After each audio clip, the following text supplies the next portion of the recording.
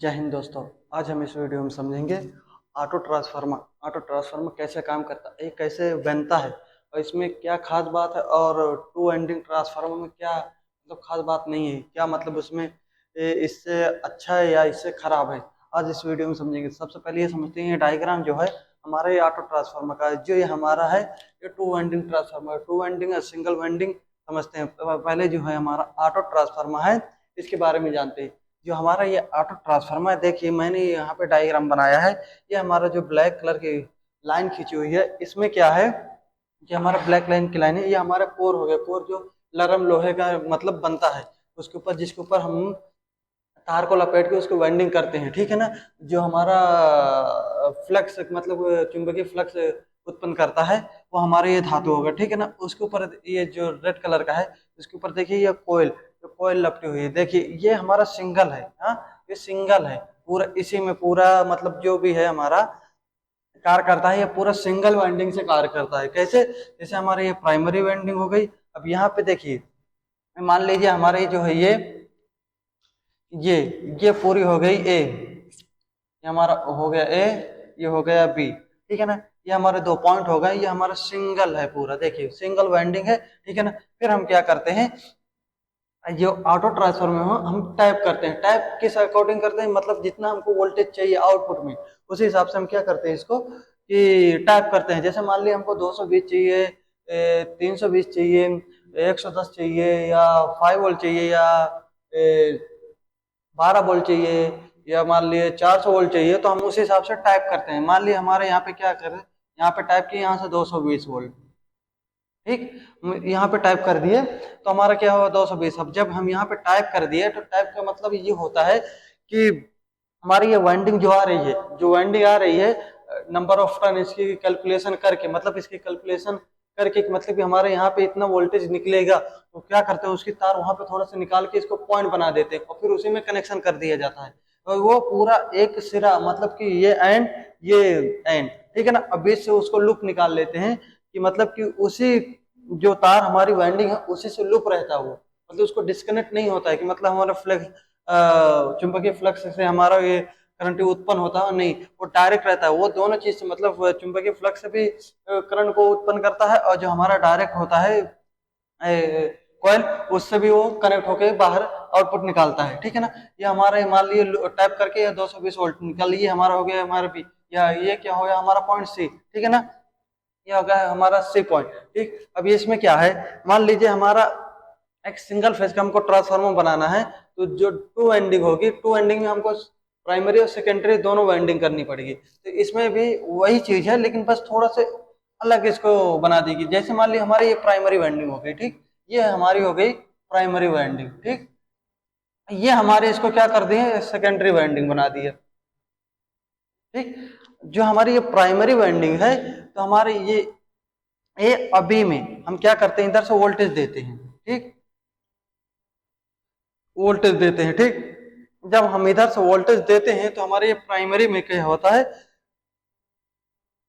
Flux मतलब flux काटता है, ठीक है ना। जब फ्लक्स काटता है तो हमारा जो यहाँ पे टाइप है, टाइप मतलब जो इतने में फ्लक्स काटता है वो हाई वोल्टेज होता है, जो इतने में फ्लक्स काटता है वो हमारा क्या हो, लो वोल्टेज हो जाता है, ठीक। तो हमारा जो है हमारा वो वोल्टेज हमको उत्पन्न हो मतलब प्राप्त होने लगता है, मिलने लगता है, ठीक है ना। तो हमारा ये हो गया। जैसे मान लीजिए हमारा ये इधर देखिए फार्मूला इसका, प्राइमरी वाइंडिंग, प्राइमरी जो हमारे ये हो गया, हम इसको मान लेते हैं N1, ठीक, N1, ठीक। और जो हमारी सेकेंडरी वाइंडिंग हो गई, ये हम इसको मान लेते हैं N2, ठीक।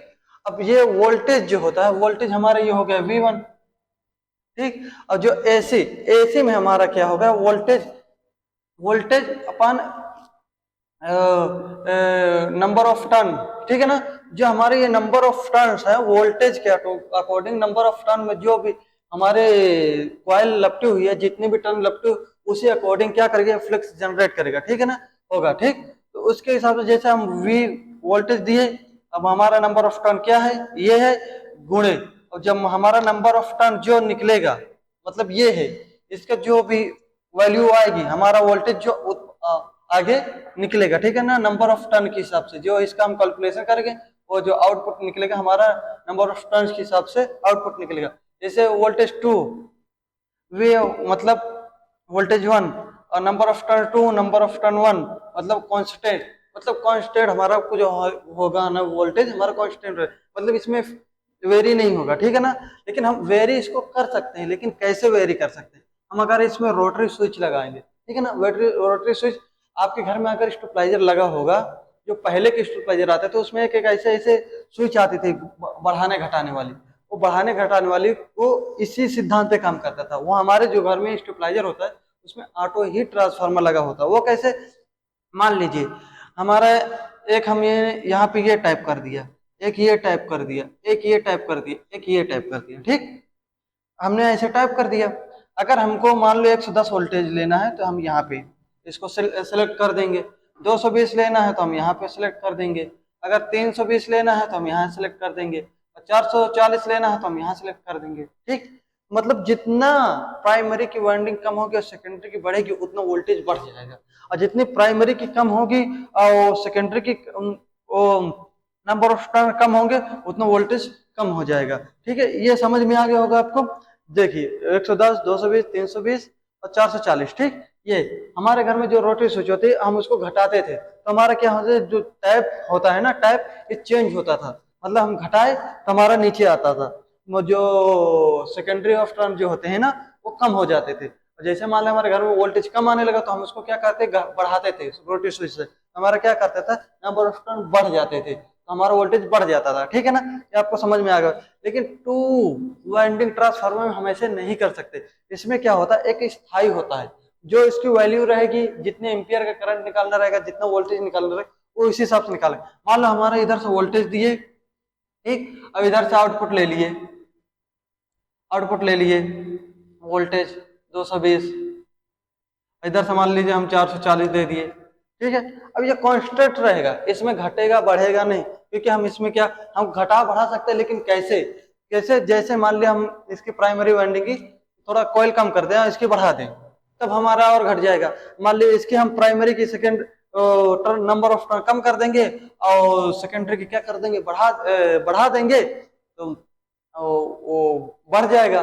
तो ऐसे मतलब इसमें हम क्या क्या करना पड़ेगा, फिजिकली काम करना पड़ेगा। लेकिन इसमें क्या है, हमको रोटरी स्विच से हम उसको वेरी कर सकते हैं उसी वक्त, हमको उसको ट्रांसफार्मर खोलने की जरूरत नहीं पड़ेगी। समझ में आ गया होगा आपको, टू वाइंडिंग ट्रांसफार्मर और सिंगल वाइंडिंग ट्रांसफार्मर, ठीक है ना। अब जो ये टू वाइंडिंग ट्रांसफार्मर और सिंगल वाइंडिंग ट्रांसफार्मर है, इसकी एक अच्छाई ये होती है, इसमें जो लॉसेस है वो कम, बहुत कम है। जैसे मान लीजिए हमारा कॉपर लॉस एकदम कम होता है, क्योंकि सेकेंडरी और प्राइमरी वाइंडिंग दोनों एक ही में रहता है, इसलिए। और जो हमारे कोर होते हैं, कोर की भी हमारी बचत हो जाती है। वो क्यों, क्योंकि हमारा जो सिंगल ही कोर इसमें यूज होता है, ठीक है ना। और जिसमें टू वाइंडिंग में डबल वाइंडिंग यूज होती है और डबल कोर यूज होती है इसमें, इसलिए इसमें हमारे क्या होता है, कॉस्ट बढ़ जाता है। लेकिन हमारे जिसमें जो है कॉस्ट कम हो जाता है, इसलिए क्योंकि इसमें सिंगल वाइंडिंग है, ठीक है ना। आशा है कि आपको ये पूरी वीडियो समझ में आई होगी कि ऑटो ट्रांसफार्मर और टू वाइंडिंग ट्रांसफार्मर में डिफरेंस क्या है और काम कैसे करता है। सिंगल ट्रांसफार्मर, ऑटो ट्रांसफार्मर और टू वाइंडिंग ट्रांसफार्मर, जो सिंगल वाइंडिंग ट्रांसफार्मर है और टू वाइंडिंग ट्रांसफार्मर, ये कैसे कार्य करता है। इसमें क्या होता है, हम ऑटो ट्रांसफार्मर में हम करंट को वेरी कर सकते हैं, वोल्टेज को क्या करते हैं, हम वेरी कर सकते हैं, घटा बढ़ा सकते हैं। लेकिन हम जो टू वाइंडिंग ट्रांसफार्मर, इसमें हम करंट को बढ़ा घटा नहीं सकते हैं, ठीक है ना।